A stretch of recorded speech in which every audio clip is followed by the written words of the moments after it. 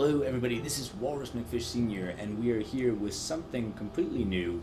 It's Tales of Maj'Eyal, or Tome for short.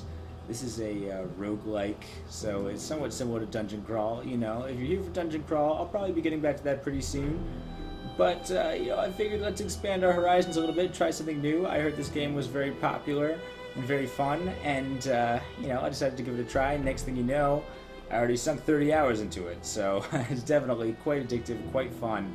I'm not sure if I like it quite as much as Dungeon Crawl, but, it's a different game from Dungeon Crawl. It's not trying to be the same game as Dungeon Crawl, so it's not even really fair to make that comparison. So let's jump in and start a new game, and you can see for yourself. It is really fun. So here we go, main game here. And I'm going to be real with you, I did actually try to record one character before this. I tried to record a Shalor, which is a type of elf, temporal warden, which is sort of like a time knight sort of guy, sort of defends the timeline.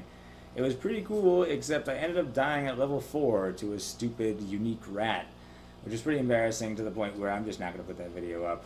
So sorry if you wanted to just see me crash and burn. I'm not very good at this game, and it is also a relatively difficult game. So you know what, that was a little bit outside my comfort zone. My best character that I ever got so far was actually a dwarf. Dwarven stone warden here. So I think that's what we're going to try this time. I'm going to stick to what I know. I sort of wanted a little bit of a break in order to be able to just try some of this new stuff that I unlocked, but I'm sort of feeling a little bit more confident with my ability of a dwarf stone warden. I've got the muscle memory a little bit more. I sort of know a strategy that can at least get us to the middle part of the game, hopefully with some consistency. So hopefully we'll be able to at least get a couple of videos recorded. I'm not to be deterred. I'm very resilient here, We're just going to come back with another character. And what's a good name for a dwarven stone warden?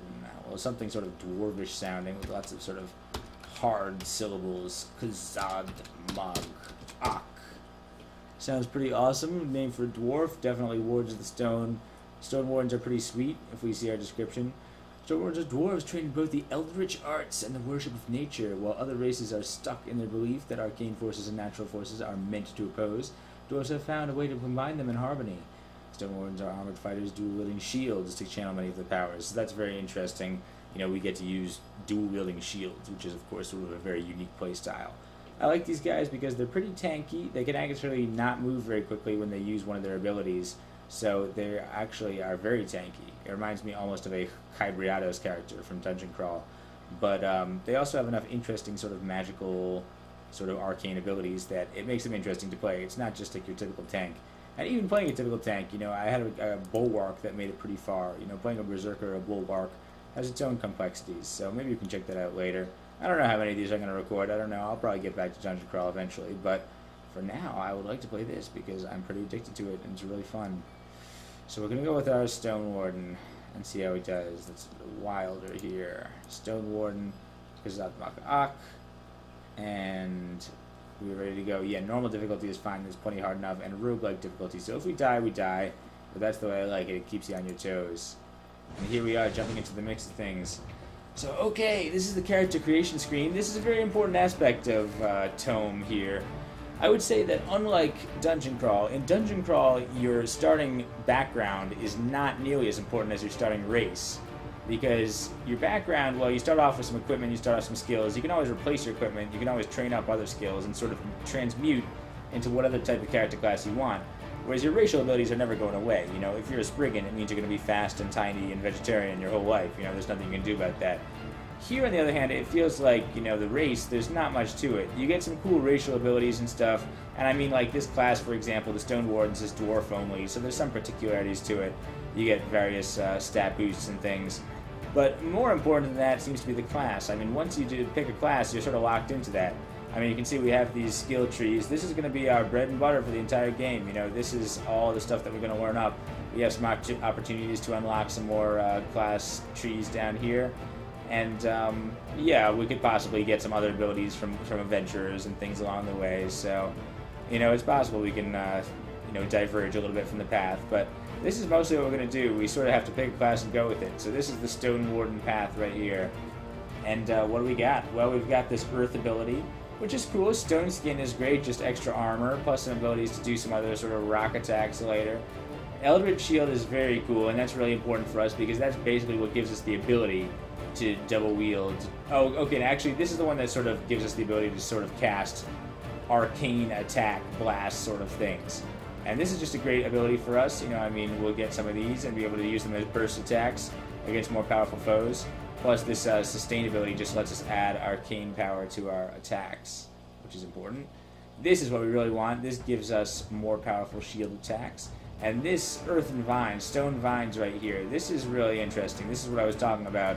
It slows us down by 50%, but it also has these crazy octopus vines that surround us and sort of crush everything in our path.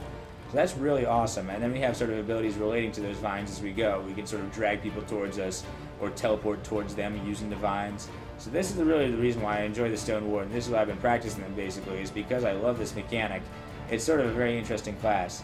And then Dwarven Nature lets us split into 3 temporarily, which is sort of bizarre, but it's pretty cool. It's a good ability against sort of more powerful foes. You know, it's interesting. We'll definitely work it up. And then we have our Dwarven ability, lets us do various cool things. We already have excellent armor training. And so on. Okay, yeah, I think I'll put my 1 point in meditation here, which allows me to restore my equilibrium. I never put more than 1 point into meditation. I don't even know if I need it, but, you know, I figure I've been using it in the past, so why not? We'll have 1 point in meditation, keep my equilibrium down.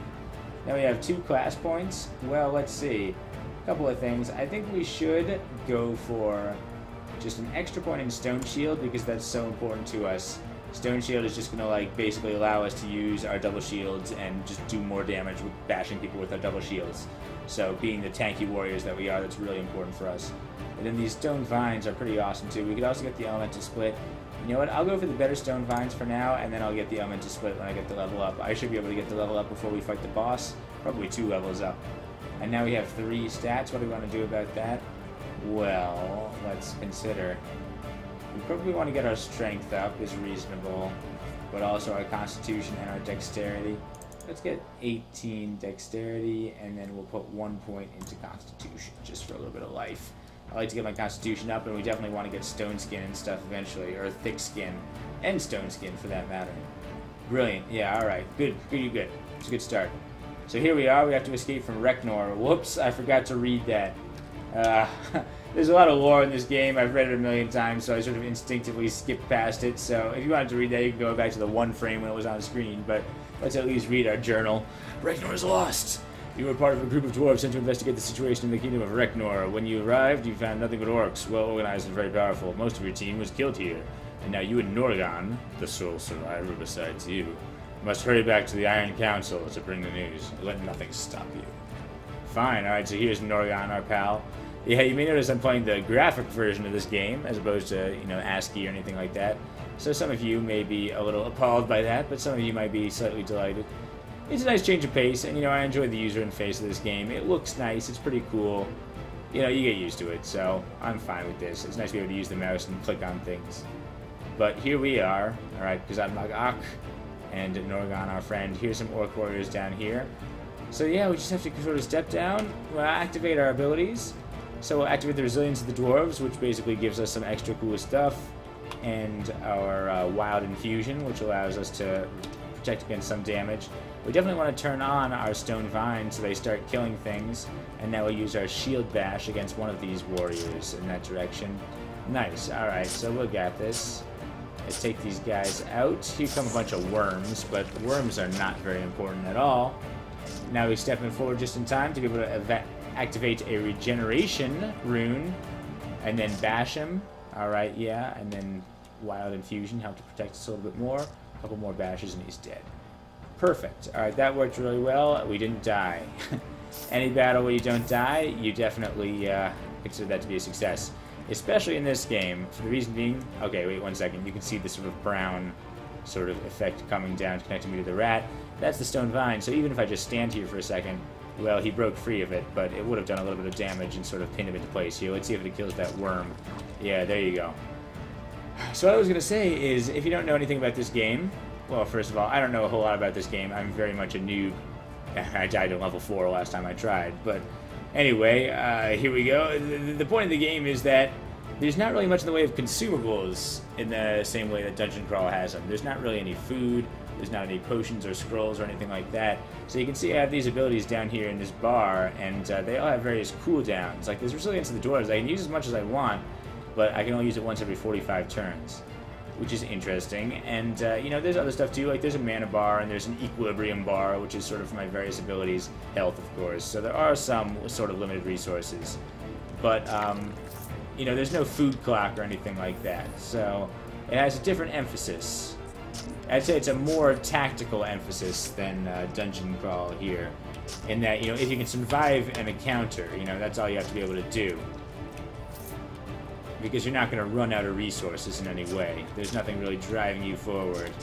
At least not for most stages in the game. Sometimes there's time-sensitive missions and things like that. Here comes a rogue or a cut purse. Fine. Stab this guy.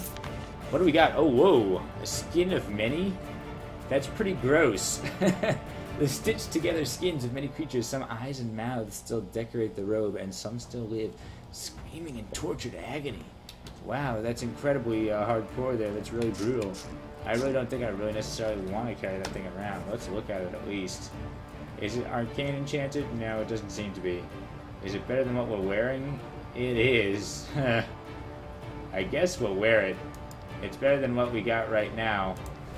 And we have this cool belt. Yeah, I might as well wear that. The rough leather belt of transcendence. That's pretty cool. Gives us a little bit of a physical save, which is actually really important. Nothing else that we really care about for now, but fine. Yeah, one interesting aspect of this game is I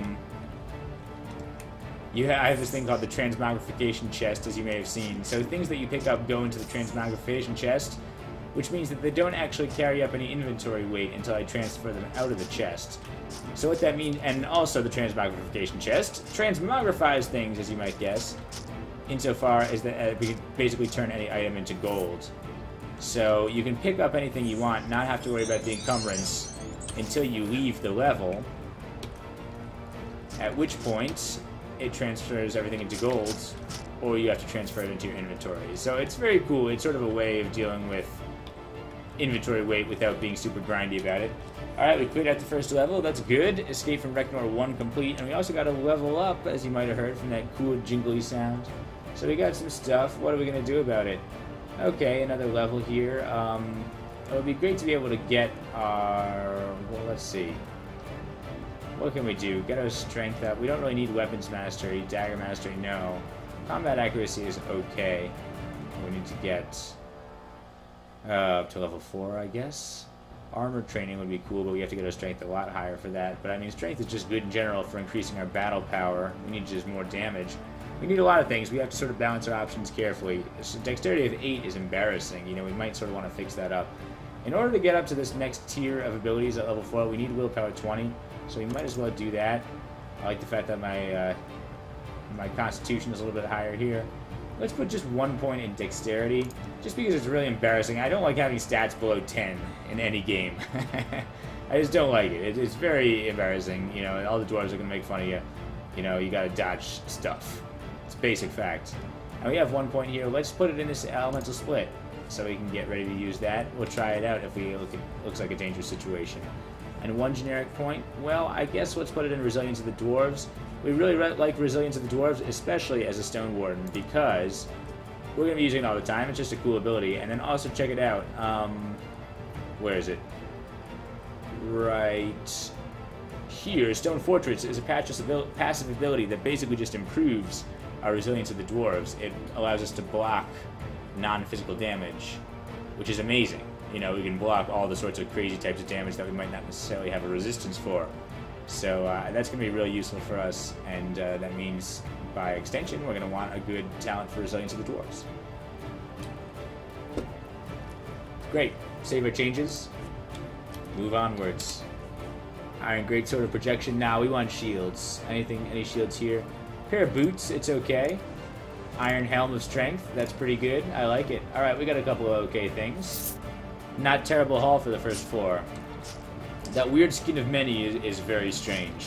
It's not exactly the heavy armor that we would be expecting to wear, but at the same time, you know, you take what you get.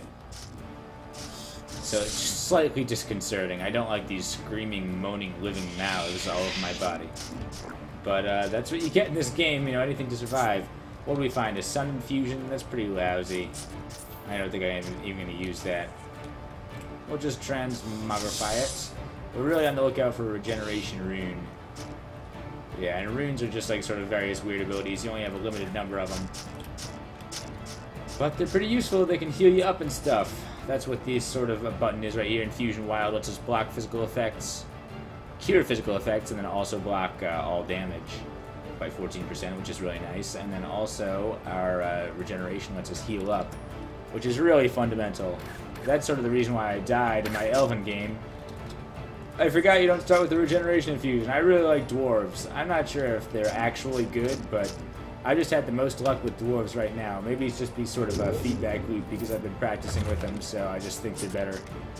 Because I know what I'm doing, but, I mean, look, we're cruising through this part of the game. I mean, this is, of course, just the first level. You don't expect to necessarily die in the first level.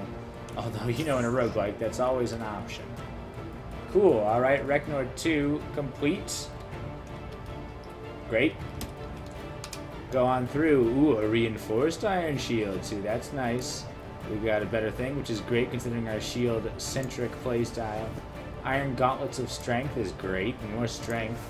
So yeah, we can get up our strength without even having to invest too many points in it. Sun Infusion, as I said, I don't really care about. All these weapons can just get turned to gold. We did get a level up before fighting the boss. What are we going to do about it? I guess let's put a point into Stone Skin. I feel like in general in this game, it's better to sort of spread out your points a little bit. You know, you sort of get a law of diminishing returns sometimes. Like, for example, check this out. Just by putting 1 point into Stone Skin, we get, you know, we can use it, which means we get 3 armor when we cast it. If we get it to the second point, it only gives us 4 armor, you know, and that can increase with our spell power, but still, you know, I mean, that's not nearly as much. It's sort of worth it, you know, 1 extra armor is nothing to sneeze at, but, you know, this first point is very important. So, rather than pump anything else up too much, let's look at, yeah, just getting our Stone Skin. We'll use that before we fight the boss. Generic points 1, what can we do about that? Weapons Mastery, nah. But, let's see, what else could we do, maybe? I guess we'll just get more resilience of the dwarves. And then, let's see, 1 more point in Dexterity just to get that up to acceptable levels. How about 1 more point in Strength, because that's always a good idea. And my Wisdom is up kinda good. Yeah, I'm going to want to get some of these second-tier abilities eventually, so let's put 1 more point into... let's get my magic up a little bit, because I actually do really want to be able to get 2nd level Eldritch Blow. Not to mention this Eldritch Infusion, which requires Magic 20. Oh. So actually, in fact, I'm going to take that point out of Strength and put it in Magic instead. I think that's reasonable. Yeah, I can get my Eldritch Blow a little bit better because we use that all the time. And then Eldritch Infusion is just really good. That's a sustained ability, which is going to be really good for us. So, good. That's, in fact, the real plan. And, yeah, that means that we can activate our new ability, right? Let's go upstairs for a second. Just sort of cool off until we can activate our Stone Skin. Perfect. We'll go and fight this weird boss. There's this weird Corruptor boss. He'll throw lots of blight attacks at us, but we can handle him, especially with our friend, what's your name? Norian. I don't know you that well, pal. I just met you, but you're my pal in combat here. Everybody's your pal. In the foxholes. Letter to Rolf 1. Okay, so this is some two sort of adventurer fellows. Sort of have a love-hate bromance sort of thing going on here. Dear Rolf, I hope this letter finds you well. I must apologize for this recent dry spell in our communication. My adventures across Maj'Eyal have taken many exciting and perilous turns as of late. What turns do I speak of, you ask? I know how you delight in reading the accounts of my exploits, so I shall waste no further time on this preamble. Imagine, if you will, a wolf. Imagine a beastly wolf, a wolf with strength, ferocity, and a lust for flesh, matching that of an entire pack of its lesser kind. You, too, may have some small experience with these wargs, as the locals are wont to call them. Now imagine one the size of a bear. Truly, as I traveled the land surrounding Dwarf, did I come across such a monstrous, awe-inspiring lupine adversary. With fangs of the length to match my own blade, I entered combat against this lupine lord and its skulking brood. To my regret, I failed in slaying the beast, but I assure you, simply surviving against such feral rage is an honor worthy of recognition and renown. And indeed, would there have been much glory in killing such a creature? True, I would have enough to fur and line each and every boot and hat in Dwarf, but legends must live on. They are what give this world its very spirit. With eager anticipation for your reply, Weissman, Yeah, so these guys, you know, I mean, they're pretty boastful. They like to sort of go on about their tales, even though, I mean, he didn't actually do anything, right? He just sort of encountered this wolf, probably exaggerated his size, and he didn't even kill it. So, you know, I'm sure Wiseman's going to call him out on that next time we see a letter. Sometimes you find these out of order, so it's kind of nice to find the first one here, but sort of getting to establish the tone of their friendship here. But that's cool, and a little bit of a light note before we fight Brotalk the Reaver here, who is a dangerous boss. Yeah, again, he'll throw blight damage at us, so let's throw up our abilities. We'll throw up our Resilience to the Dwarves, we'll throw up our Wild Infusion. Yes, alright. Let's step one step further, just to make sure that Norgan sort of steps in and does his part in this battle. If he dies, no biggie. You know, he's here to help. Now we will use, for the first time, our Elemental Split, so check this out. Use it, and look, I got my Stone half and my Crystalline half who appear and do various cool things. My Stone half is mostly here to soak up damage. My Crystalline half can throw projectiles, so that's pretty neat. We will use our Eldritch Blow to try to do maximum damage. Alright, that's on cooldown, but you can see we're doing some appreciable damage. He's down to 64%. We'll continue the battle. We haven't been harmed too much so far.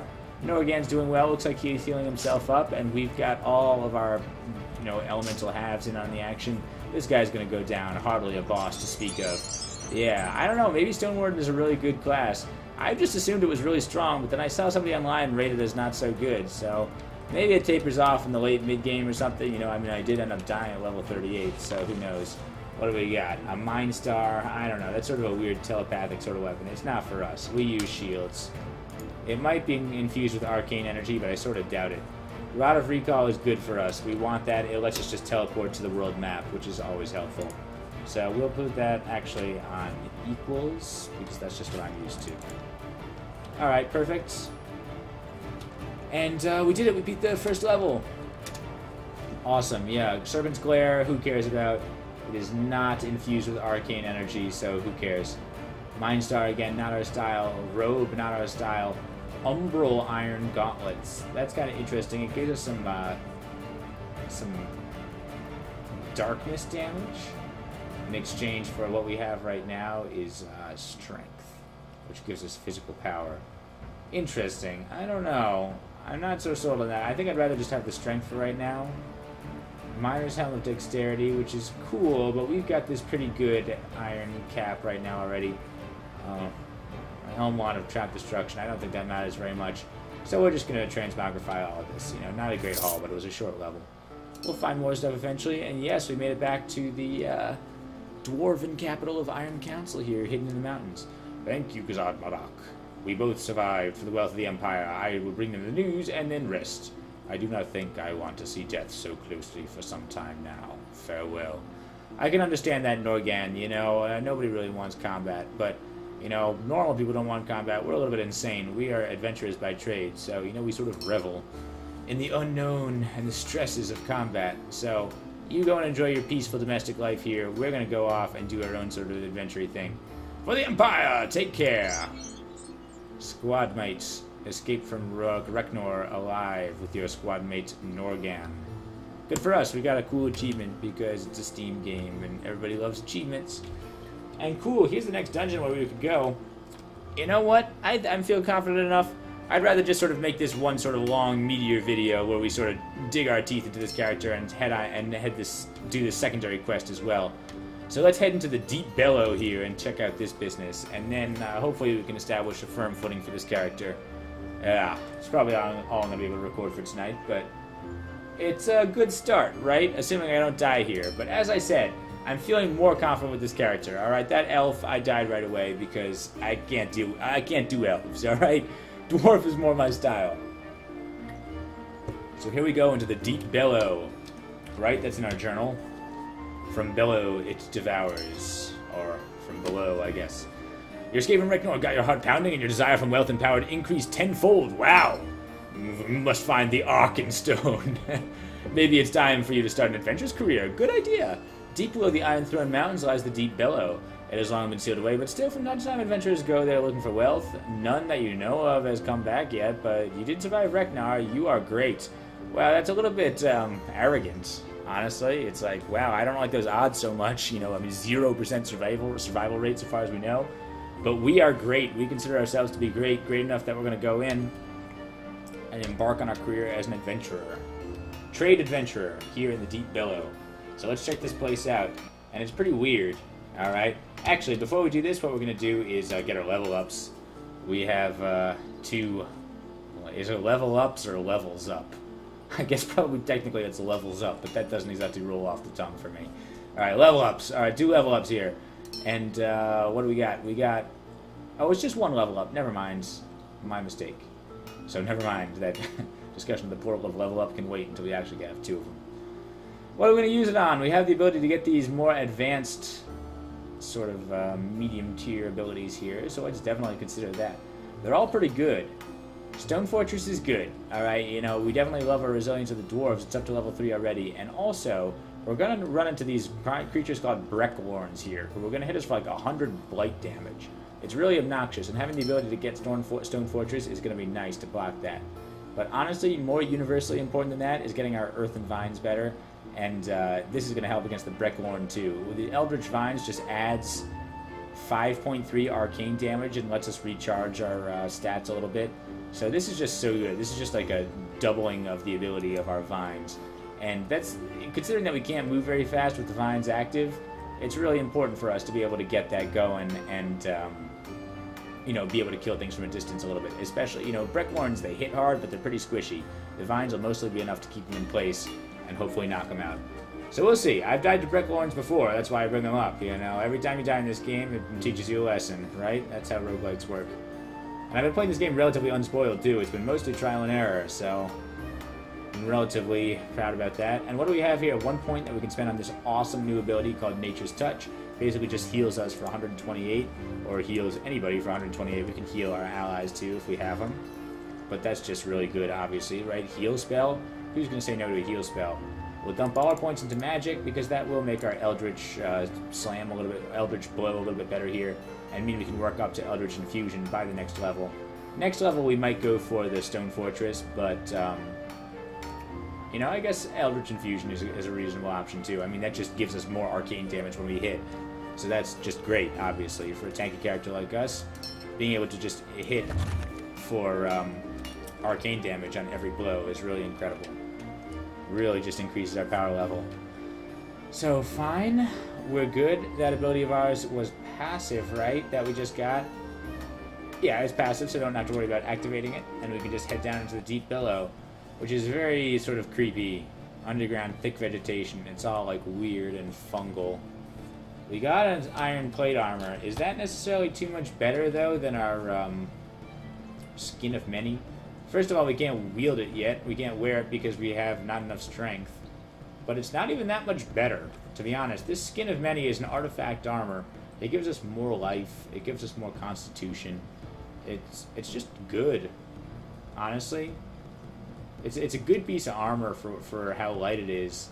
So we might just keep with this for a while. I mean, it's so weird looking. Look how freaky it is. You know, we don't mean to dabble in the undead necessarily. We're not necromancers, but we are masters of the Eldritch, which is sort of freaky. You know, some common folk don't understand it. They don't know what Eldritch really means. You know, Eldritch, you gotta just embrace the Eldritch here. Embrace the tentacle vines. You found Deep Billow Excavation Report 1. Okay. 10 days into the initial site survey. Recent tremors have opened up deep chasms, but we must work cautiously to ensure they're stable before conducting major operations. Oh, yes? Proceeding well, let's start with supports being put in place and no flammable gases detected. Some share 2 relics have been found. Perhaps great profit to be had here. High margins of sure the market. Yes, yes. Some markets saying they'll feel ill. The Drem fools have likely been gorging on too much mead. We'll deduct it from their pay. Yes, yes. Foreman Tamath. Yes, and I know that's sort of a weird voice from him, but honestly, ever since I read this for the first time, if this guy is saying, like, yes, yes, and as well, even when he's writing down, you know there's something not exactly right in his head. He's definitely got one of those sort of high, squeaky voices like that. Here's a wolf. This guy doesn't bother us. I'll tell you when we see a monster that bothers us. Yeah, we gotta level up. Good for us. I guess since we've been pumping our magic, let's get this Eldritch Infusion right now. And we do, we have an extra class point. We get extra class points on multiples of 5 levels. So we'll get the Stone Fortress too, which is passive. Helps protect against Brecklorns if we see them. No generic points, but that's fine. I think that was an excellent use of our abilities. Hey, look, speak of the devil, it's a Breck one right there. So we'll throw up a resilience of the dwarves, and he won't be able to hit us as hard. Hopefully that locks him in place. We can get up and, yeah, see, look. Wait, did he hit us? Yeah, the Breck one hit us for 54 damage, but that could have been a lot worse. If a resilience of the dwarves weren't active, trust me, that could have been like 100 and something. So, good. Okay, these shadows are a little nasty, but we can basically go through them. I was going to say tap through them. One thing that bothers me a little bit about this game is there is no tab, exactly. So these guys are the Drem that they mentioned. I guess they all went insane. They're these sort of giant black humanoid things. Giant black-skinned humanoid covered in spiky, scabrous deposits. Its face is featureless, its eye sockets empty and hollow. That's really weird and freaky. Yeah, this is Eldritch got him out a little bit. You know, you gotta learn to balance the Eldritch. That's what the Stone Warden's all about. So we're here to bring a little bit of balance to this place. You know, sort of bring it to rest a little bit. By bringing rest to these insane creatures. Oh, let's activate our Eldritch Infusion for sure. What's the point of having it if we're not going to use it? And now we use that. Might as well use our crystalline elemental ability. Those Drem can make us bleed a little bit, but it's not the end of the world.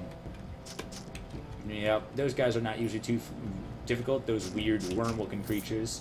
Dremlings are bizarre, faceless dwarves, which have a little bit of armor, but they've never really given me too much trouble. See, look, yeah, that Brecklorn hits pretty hard. See how hard he hit?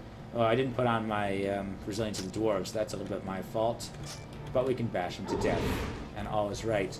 Yeah, this guy, Granovin, a large slug-like creature with the face of a man, and he's got all sorts of shadowy abilities, which are dangerous. Maybe we should have gone for those umbral gloves, but it's okay. I mean, it's not like we're any serious danger here. Take out this guy, throw up infusions as appropriate. Again, no consumable resources in this game, so it's really much more important to just make sure that you survive. You know, use all use resources in every encounter, basically. If you don't, it's a little lazy, and if you don't use them and you die, it's definitely your fault. That's what I've come to understand in this game. A key will regenerate, why not? And just be able to kill these guys. Yeah, no issue. Cleansing linen wizard hat. Well, we're sort of an armor-centric sort of guy. We would rather use armor when appropriate. Okay, yeah. So going on to the next level. Nice. Cleared out the Deep Bellow 1 without too much difficulty. I think this is a strong class, man, or at least it's a strong start. These Dwarf Wardens, Stone Wardens, have never let me down. So we'll stick with our leather cat, or an iron helm here. It seems better with our armor skill. Here's a cloak. It's not an enchanted cloak at all, but hey, a cloak is a cloak. I'll wield it. At least it's stylish. A ring is not a ring. I mean, that doesn't even do anything for us unless it's enchanted. So, never mind about that. We don't need a wizard hat. Iron plate armor is okay, but I think I'm going to stick with this skin of many here. It's just too freaky. It's just pretty weird. So I'm going to stick with it. And here's a bunch of dudes. We could stair dance, though. It's not an issue. They don't even follow you up the stairs in this game. So, stair dancing is, to some extent, even more effective. But I don't think we'll really have to. Here, let's just throw up our standard buffs. Get our cool stone halves in the action. Use our bashing abilities on the giant, who's the most dangerous threat. Get him before he causes us to bleed too much. And then, yeah, there we go. Oh, what hit us? What hit us? It was a Brecklorn. I told you, it was Brecklorns. Let's go upstairs. Yeah, who cares about that? And, there we go. Yeah, see, no food clock. We could just go like this. Woo, rest up, jump from place to place. Just have a brisk jog to get ourselves in the mood for the next encounter, you know? Nice to have a little bit of cardio. Get yourself in the mood for battle. And here's that Brecklorn, that weird bat-like creature. How does it describe it? A giant hairless bat with the face of a dwarf twisted in a constant scream. Pestilent sores cover its malformed body, and your heart weakens as it nears. And yeah, it casts a lot of blight damage. I don't know exactly... Ooh, look at that. See, that's nasty. I told you, it was Brecklorns. Blight damage, you know, I guess it's something like disease, right? You know, that's sort of what blight means. But in this game, it has a little bit more of a specific connotation. You know, blight is some sort of bizarre sort of corruption of the world that has a connection with the Spellblaze somehow, which is some sort of cataclysmic event. I'm sure we'll hear more about that later. Yeah, see, again, this is a little bit of a dangerous situation. We've got 3 dangerous enemies. But I think we can handle it. Let's definitely throw up our... Whoa! Yikes. Alright, definitely low health. That's terrifying. So, what do? We use our heal. Alright, now we back off, so we're not fighting 2 or 3 at once. now I try to throw up my halves again. Alright, please. Yeah, let me take out the Breck one, please. That's the most important thing. He's already at half life, so I think I'm not going to use my Eldritch Blow on him. I think I'm just going to go for regular shot. So I can use my Eldritch Blow on this guy. I'm also, actually, before I'm going to do this, I'm going to turn up my regeneration, because my life is a little bit dangerous, and also this guy might bleed us, so we want to counteract that. And we're going to be just fine.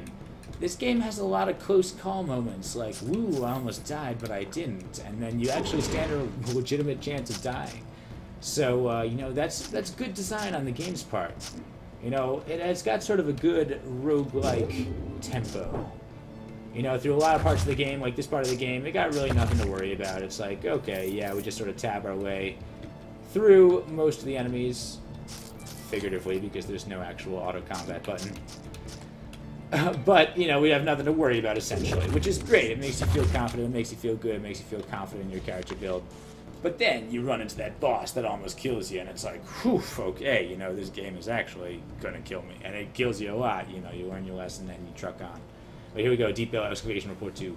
Chasms go deep, yes, yes, more relics found, oh yes, will be mighty profitable. But my secret treasure is even better indeed, gold, beautiful, lovely gold, buried deep, so deep, held, hidden, sealed, yes, looks like the remains of a giant throne. I touched it, yes, even put my lips to it. Ah, the taste. But must stay focused, more work to be done, miners are rowdy, One of the Drem fools went mad and killed himself with a pickaxe. Messy business. Must restore order. Yes, yes. More shared tool artifacts found. Possibly even remains of weapons. Imagine the profit. We'll keep them hidden. Yes, the dreams say yes. In the darkness, secret, waiting for the right time. That fellow's blood was so red, spilling on the cavernous floor. I wonder where they buried him. My mouth. It wants to taste. Yes, yes. Foreman Tamath. Alright, so this guy's obviously going insane. Everybody's going insane by the weird eldritch energies of this place, which is, you know, evident here, obviously, much later. It has turned into a twisted, you know, corruption, perversion of reality, really. All these Drems, who were once productive members of society, are now twisted monsters. Okay, so you look at this guy. He's covered in purple. This is a dangerous moment, alright? This is Emma. Emuma. Okay, it's Emuma the Dremling. These are the guys that give you trouble. So let's definitely try to throw in our regeneration. Bash this guy up a little bit. Yeah, okay, now we just have to worry about this guy. He might get in... Our Crystal Half might help a little bit. We still have the heal if we need it, which is going to help a lot. So I'm just going to try to hurt him. What is he doing now? He did something. Okay, but we're doing real damage, which is good.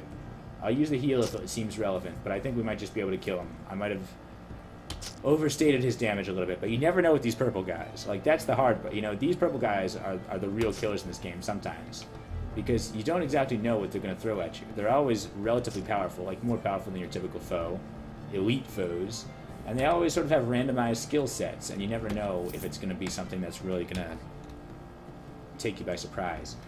Okay, what do we find there? A couple of jewels, a cool thing. What is this? A wand? What does it do? I'm not sure. Regenerate negative energy?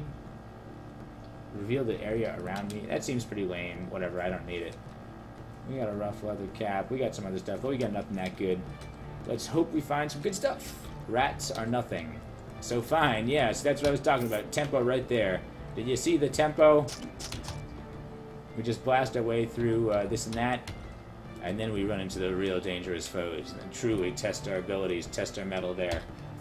And, so what do we get? We got this weird sort of artifact wand. I don't even like it that much. We've got, okay, another reinforced iron shield. It's not the best iron shield in the world, but it's better than a plain iron shield, so we'll wear it. And good. I think we're set to go. Fine. Next level, and I think this might be the boss of the Bellows. Do we have any level ups? No. Nope, nothing in here that we care about. All transmogrified to gold, which is so convenient. Yeah, so here we go. It's a boss level. Here we have the mouth. Horror / corrupted units. Alright, from below it devours. And you know, I mean, the first time I fought this thing, I assumed you just have to go up and slash it. This unit is actually immobile. So it's a little bit tricky. You have to figure it out. I was pretty proud of myself that I was able to figure it out in the first time. But if you try to attack it itself, it's invulnerable to all traditional attacks. So you have to figure out another way to defeat it. And the way to defeat it is actually relatively straightforward, so I shouldn't be that proud of myself. But it spawns these slimy crawlers towards you, and if you kill the crawler's life is tied to that of the mother mouth here. So killing enough crawlers causes the mouth to die. The other thing that the mouth does is shoot stuff at you and also sort of draw you towards it with a gravitational type effect. So what I'm going to do, I think the best strategy here is to just sort of see how I got pulled there. I'm going to try to just hide behind this mushroom. Any of these mushrooms will do, but, you know, just being able to hide behind a mushroom like that means that he's not really going to be able to get us. And yeah, I can just sort of focus on taking out these slimy crawlers, which will throw at us. I just sort of tread water there, backing up towards there. Okay, he got us a little bit out in the open, but it's okay. You can really get him into a cycle here. It could be a little bit of a dangerous foe. Honestly, this fight is a little bit dangerous the first couple of times you do it before you figure out, like here, that was actually inopportune. I got a little bit injured there. I think I'll throw up a regenerate. That's fine. But here, yeah. See, we are already nearly done with this fight. He's down in the red zone in his life bar. Yeah, those stone vines are not going to do anything, but this might be the last one. Okay, well, I allowed myself to get a little exposed, getting a little cocky there, but yeah, as I predicted, we did it! We beat the level, and we got to level up, and all sorts of great stuff. And what do we get? Anything cool? Wintertide File. It seems filled with darkness, yet it cleanses my thoughts. So this thing is weird. It's not very bright at all. It's a lamp, but it doesn't actually provide us with very much light, but it does provide us with infravision, and it also provides us with some other stuff. What can it do? It can cleanse our minds. Mental effects. It's honestly not that useful, to be honest. I think I rather like the fact that it's an arcane artifact, which means I can give it to this guy later in order to get passage to a place. So let's just move it to our normal inventory. We'll keep it, but I'm just going to actually give it to a guy. You'll see what I mean in a minute. We'll do that very soon. Okay, anything else worth keeping? Not really. Any other loot? Okay. Oh, it's the letter to the Wiseman. Alright, so, yeah, letter to Wiseman. We read the letter to the Wiseman in this video, right? And so, dear Wiseman says, or the letter to Rolf. Here's Rolf's response. Dear Wiseman, what feelings your last letters inspired within me? Primarily mirth, with a good amount of scorn. Must you continually assail me with tale after tale of your waving of wooden swords and pestering of toothless mongrels? Allow me to recount your legends in a much more succinct manner. One day, I failed to kill a dog. Such bravery, such pluck and daring do! Your petty escapades are made ever more insignificant by the trials I myself have frequently overcome. Mere days ago, I was trekking through the old forests. That's outside Dwarf, Wiseman. Terror must already grip you. When, by unfortunate happenstance, I came across a most hideous, bloated, oozing, and chittering horror, no less than the giant ant's repulsive progenitor. Such hordes of frenzied chitinous young it had at its command, it was as though the ground itself was swarming forward to devour me. And yet I live, Wiseman. I sincerely hope that my letter has revealed to you your folly. Only when you have faced true danger can you call yourself an adventurer. Bore me with your tales no longer. Rolf. So I don't actually remember. Did we see the letter to Wiseman or the letter to Rolf in this playthrough, or was it in my last playthrough that died? I don't know. I don't remember. But either way, they've got sort of a hilarious sort of one-upmanship relationship going on there. And here we go. Deep Billow, Excavation Report 3. My mouth, it tastes, it feels, it grows, yes, yes. The others are changing, flying, screaming, squelching, warping. That for profit? My teeth, they grow, they hunger, yes. They want to escape. I can feel it in my dreams, the dark depths, bound, buried, forgotten. My mouth wants to open, to scream, to destroy. Yeah, deep below, yes. Want to get out. Must stay down here to be close to the dreams, yes, yes. Must plant my mouth in the soil and watch it grow. It will devour me and grow and grow. It will call from the dark place and bring back him from the deepest below. Oh, yes. Tamath, the mouth. Yes, yes. All right, so this guy's gone completely insane. He somehow planted his mouth, which became that mouth, which is the thing we just destroyed, which is good, I guess, because that thing was not definitely a positive force in this world. I'm glad that we have excavated it and proven our worth as a professional adventurer. So that was great. We got a couple of level ups, so let's definitely do that before we end this video. Yeah, 2 levels up there, level ups. Alright, so we could definitely consider this. what do we want to do about it? Well, we'll put a point in this power core here because we do want to spread out our abilities. All right, definitely get this going, you know, make our elemental split a little bit more worthwhile. This lets our guys do some cool new stuff. And one more class point, what do we want to invest in? Well, we could put it in a few different things. Definitely. Eldritch Blow is good, Eldritch Infusion is good. It's all good. I think I'm just going to be sort of boring and put it in Stone Shield, which is just going to give our stones, it's going to give us more power. But we definitely want to invest in willpower so that when we get up to level 8, we'll be able to cast these things. So let's put 5 points in willpower. We can get up to level 8 that way, and maybe 1 point in strength. Sure. Perfect. 2 generic points. What are we going to do about that? Combat accuracy is never bad. We could also get a better heal. I think we should. Let's go for a better heal and more accuracy. Can't argue with that. And good. Our character's looking pretty awesome. And yeah, so we're done with this. So if we want to warp back towards the world map, I know we haven't actually been to the world map yet, we can just press the equals button to activate the Rod of Recall, sort of chill here for 40 turns, and then we warp backwards. We don't need any of this stuff. We are shield bearers through and through. And yeah, make it to the world map, which is sort of a very pleasant place out here in the mountains. It's a vast and exciting place, and we have just barely begun to scratch the surface of this game. But I think I'm going to call the video there. You can sort of tell my voice is getting a little bit hoarse, you know, between trying to record the last video, failing, becoming slightly downtrodden there, but then bouncing back and recording this excellent playthrough right here.